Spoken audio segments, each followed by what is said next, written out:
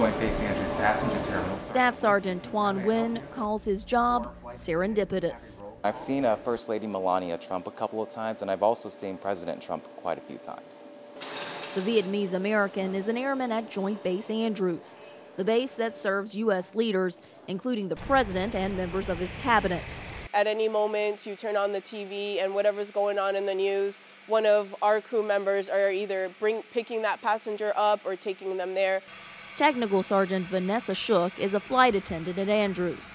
Born in Colombia, South America, she moved to Florida as a child. And while the immigration debate hits home for her, I actually became an American citizen after I joined the military. As an airman, she puts politics aside. We're all here to support and defend the Constitution, and he is our commander-in-chief. Just walk on through.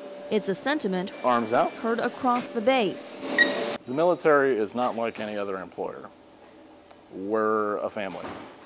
The base of 12,000 troops sees roughly 5 to 10 complaints of discrimination each year, with racial discrimination ranking third among complaints, after retribution and ageism.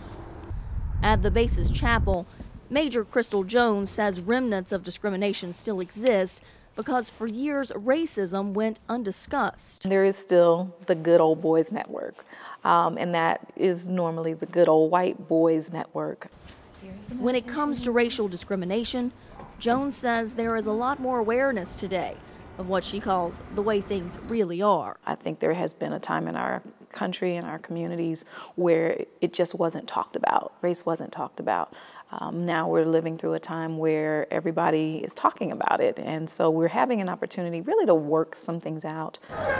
In the wake of years of race riots from turmoil across the country, the military has been very vocal about treating each other with respect. From the halls of the Air Force Academy, if you can't treat someone with dignity and respect, then you need to get out. To the halls of the Pentagon. We come from Black Lives Matter, Confederate flags, Charlottesville, kneeling down on knees. That's where we go on leave. We recruit from those places. We go back on leave in those places. Don't think for 1 second we don't recognize what's going on out there. Yet we set aside all of those differences to go forward and be willing to die for the very people that we love. And at the president's base, Technical Sergeant Naeem Singleton says he's proud of the military's stance when it comes to race-related issues. Myself, just for being African American, my wife is Caucasian, I couldn't be a part of the Air Force if I didn't think they had a policy that had a zero tolerance. And as a father to a young biracial daughter, he says it's important that his base set an example for future generations, so that she'll be judged by her character rather than her racial background. Carla Babb, VOA News, Joint Base Andrews.